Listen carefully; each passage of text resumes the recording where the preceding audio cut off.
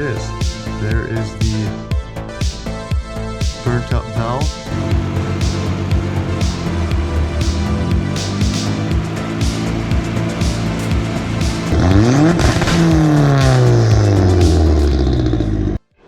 Welcome back to the channel. If you are new here, my name is Tucker. Today we're back out in the garage, not only working on the Miata, but I am actually going to be doing a little bit of shop updates. This light that I have is not any good. There it just went. So one of the bulbs in here keeps going on and off. I've had it in here for a little over a year, just from Walmart, something cheap just to get me by, but it's just not cutting it. So I got a couple more new strip light type of deals that'll go up. I got 3 of them, so it should illuminate and light up the shop area way better than before. So we're gonna get right into it. Instead of showing you installing all the lights, I'm just gonna get it up there. And there you have it. I got all 3 of these lights hung up in the front and over the garage, right over the car. So now when I'm working on stuff in the engine bay, you'll actually be able to see what I'm doing. Like, this is a night and day difference. Before it was like all dark, casting shadows. Now you can actually see in here. It's gonna be a game changer. Not only for me working on the car, but also for you guys watching. Before we go super crazy with trying to get the injector cleaned and have it pulse and actually spray it out, we're gonna try just switching out injector 4 into a different cylinder. I want to see if the Misfire like follows it to a different cylinder. If it does, then we know for sure it is a injector issue. Then we can address it after that. Well, being that just switching out a fuel injector from cylinder 4 to cylinder 3, it didn't change the misfire, kind of leads me to believe something else is going on inside the engine, which brings us to the next thing of the dreaded compression test. Wrote down each of the cylinders here. We'll write down what they are for PSI. It's recommended from the factory with 9:1 compression pistons, that's OEM. 150 to 180 is the range that it should be in, with like a plus or minus 10%, but no more than 10% between 2 cylinders. So if cylinder 1 is 180 and cylinder 4 is like 160, that's too much. It should be closer than that. Last year I ran it with a little bit farther of a gap than that, and this year so far, and it seemed to be just fine. But I may have been running this year with a Hertz cylinder already, and I might have just kind of sent it to the graveyard. So we'll do a compression test real quick. Fingers crossed it's not super terrible, and there might be something else going on with the car, but we're gonna do a compression test real quick. So when you're doing a compression test, you want all the spark plugs to be left out. So if there is something wrong with, say, a head gasket, it can still it'll tell you that, but what we need to do, because we don't want fuel dumping in the cylinders, we're going to pull the injector plugs off. You could pull like your main relay or something, or like an injector fuse. This is just as easy. You just pull the plugs off so that it's not actually sending the signal to the injector. Now we'll just turn it over a little bit. I got cylinder 1 set up here. We're going to start 1, 2, 3, 4, and then you'll be able to see that kind of the needle go up. We're looking for about 12 o'clock minimum, that's 150, between 150 and like 180 range.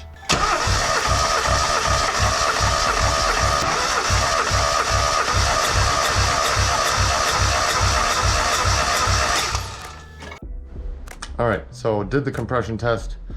Not the numbers I wanted to see. I mean, cylinder 1 through 3 is fine. 165, 160, 162, that's all within reason. Cylinder 4 is no good. That is way off. So I'm thinking either we have a blown out head gasket between maybe cylinder 4 and cylinder 3, or it's blown out towards the side, but we're not leaking coolant anywhere. The coolant level is fine. The only other thing would be if we got a valve stuck open, or a bent valve or something, because it doesn't sound like it's you can hear it's not building compression. It's not like cylinder 1, 2, and 3 where you can hear it building compression and almost like pushing the compression out the exhaust pipe. Cylinder 4 isn't doing that. You can hear it coming out somewhere up in the engine bay, which is why I'm wondering if it's like a busted head gasket between cylinder 3 and 4. That would be like the best case scenario, is just a bad head gasket in there, because that's at least somewhat cheap to replace. I've been wanting to replace that anyways because it's a 40 thousandths head gasket. I still have an event this year yet, so I don't know if I'm going to be able to do a full engine build in that amount of time. I don't want to rush that. If I'm going to build it, I want to send the head off and get machined and fixed and resurfaced and all that. I also would like to send the block out to get honed and clean the cylinders out. I mean, I could do that here too, but I want to at least make sure that it's done properly and that I'm not going to have something happen next year. I won't know for sure what's going on in cylinder 4 unless I pull the engine apart. I'm going to have to do that. I gotta pull it apart. I don't know if I'll start doing that today on this video. Maybe I'll save that for the next video.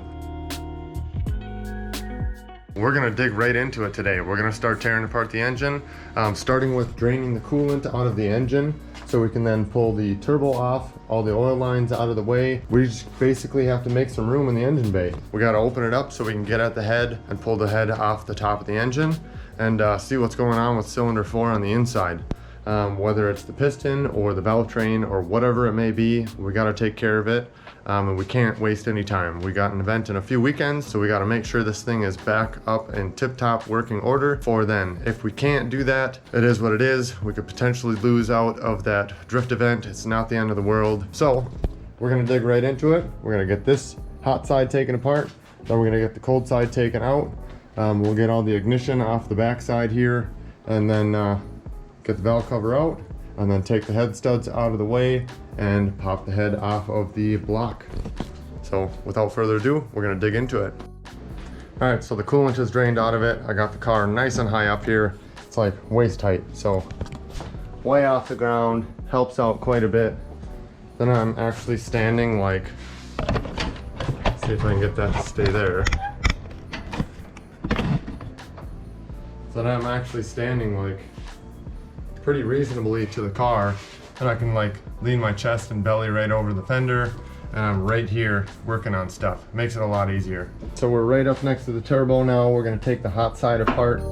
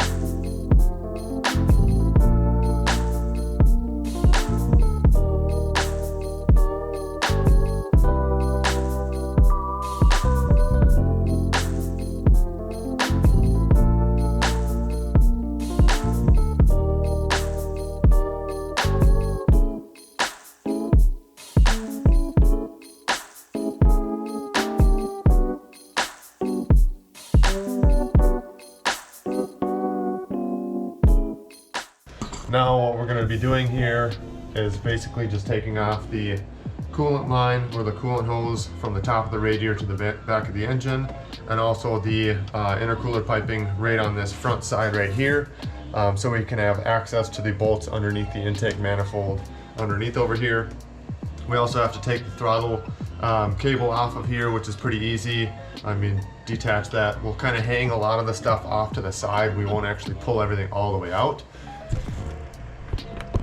We're just basically going to take everything loose and kind of just like drape it and hang it over the engine. It doesn't have to come all the way out. The harness doesn't have to fully come out.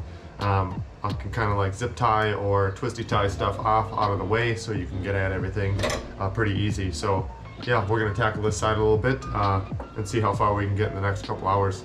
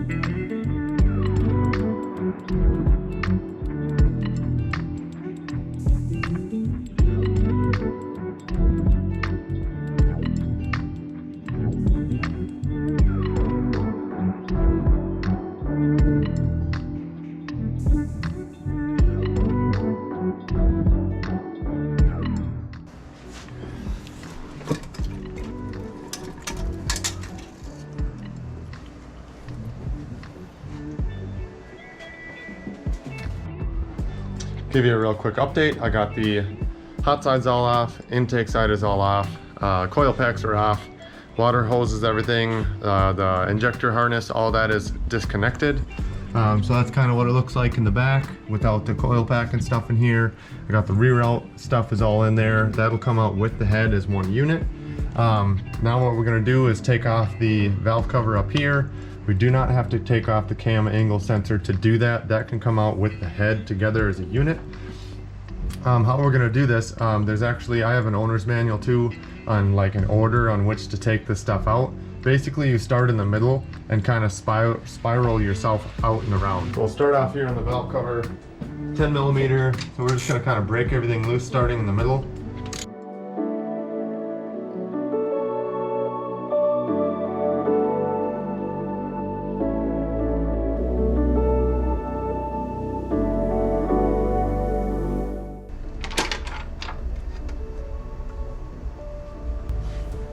I was taking a look in here.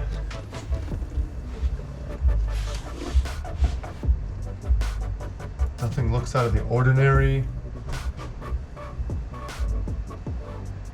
There might be something going on with the valve train in the back here. I'll pull the camera off quick so that you guys can see what I am seeing here. So basically where I'm looking at here is right down here. So cylinder 1 looks good, everything looks fine, everything looks healthy. Then you get back to cylinder 4. Now I don't know if you can see what I'm seeing here, right here. It's almost like that valve spring, or like the valves are floating a little bit, to where there's like a folded over burr. Actually, I just broke off a little piece right there. So it's really hard to see this. I'll pull this over, set it right there. Now that's kind of a piece that I saw. Yeah, it's still not very good for you guys, huh?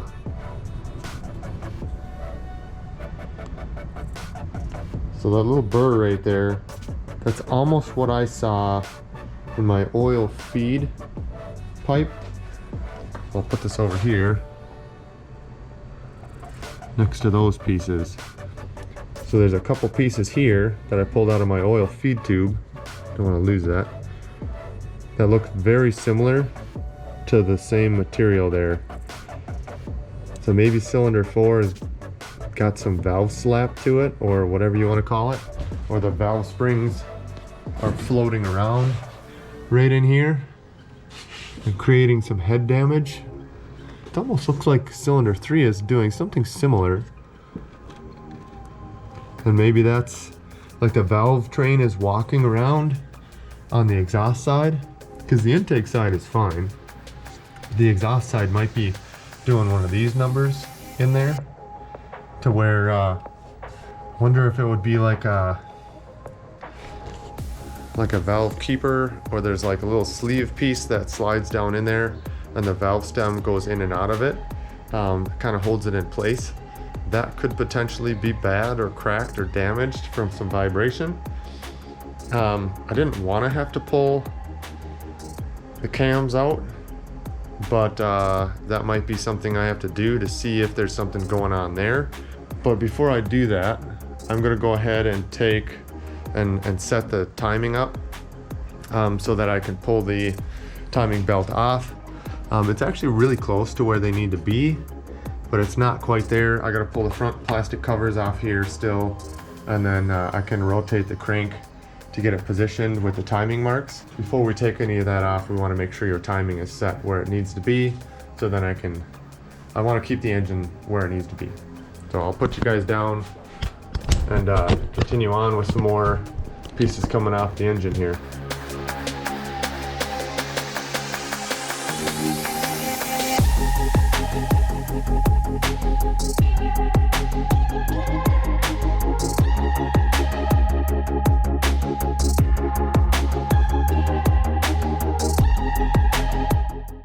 Now, I'm not super thrilled about having to do this, but this is what you're supposed to do. It is kind of the only option to hold your cams where you need them to be. Basically put them like that and you vice grip them together so the cams can't turn away from your timing marks.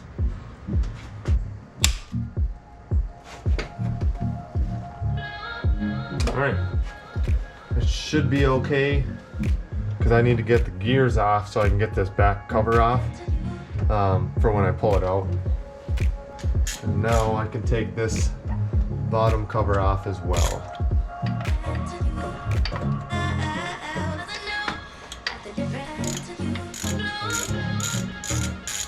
Seems like something's leaking on the front of the head too, maybe.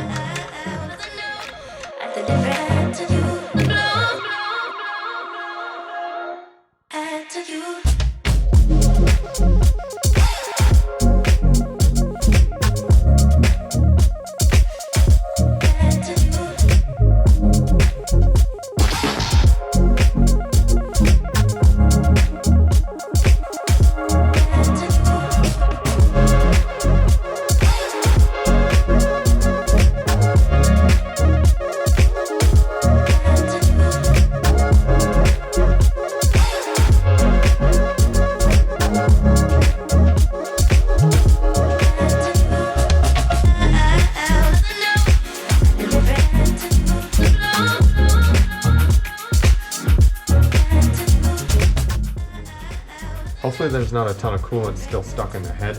I don't think there is. Now that we have that all off, we can take these off the top. Shouldn't really move. Otherwise, if it does, we'll reset it and put it back to where it needs to be. Just so you guys can see, when you remove the cylinder head, you're gonna do the sequence in reverse order of your tightening sequence, which is right there. So we're gonna go basically start at 10 and work from the outsides going in. Quarter turn at a time or until you can loosen them by finger, by your hand.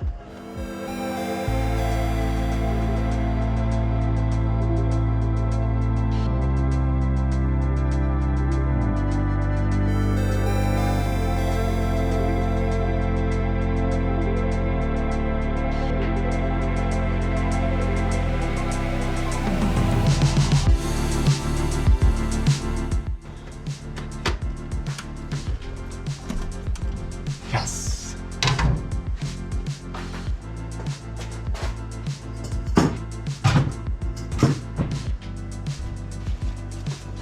Alright, I will need a new head gasket, but it's not because it's blown.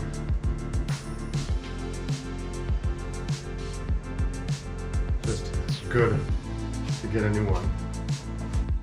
Alright, so the moment I've been waiting for to see what's going on here. Piston looks fine from the top. All the other cylinders seem to be okay. I have not turned it over a little bit just to see and get this cylinder to drop. I'll maybe do that in just a minute. But the important thing is I found what is causing our misfire and or loss of compression in cylinder 4, and hopefully it's going to be a cheaper fix than having to build the whole engine, because it's pretty simple and small fix. You can't see it from the other pictures of like the valve stems or whatever on the exhaust side. I'm gonna turn on a light here real quick and show you guys. So if we look here, this is cylinder 1, exhaust is on the top, intake's on the bottom. Those valves are good. Cylinder 2 valves are good. Cylinder 3 valves are good. And cylinder 4 valve, probably see here, one of the exhaust valves has a hole in it. So I burnt a valve. The valve seat underneath looks like it's pretty good, but yeah, I burnt a valve. So that's gonna be a much cheaper fix than having to build the engine completely. I just have to take off the exhaust cam basically and pull the valve springs out of that cylinder and hopefully just throw in a couple of new valves and the engine should be good to go. So maybe it had something going on when I first bought the engine. It doesn't look like there's any cracking or anything there. It just looks like that valve is shot. So yeah, I think I got lucky there, and it just being a burnt valve. But again, I gotta look at the block a little bit, make sure that's okay as well. I also don't have a centering pin in the back, which I'll have to figure out if I can get one of those. But I don't necessarily need it if I'm gonna do studs, because the studs thread down and then put a nut on the top. We're gonna take a quick break and then I'll come back in a little bit.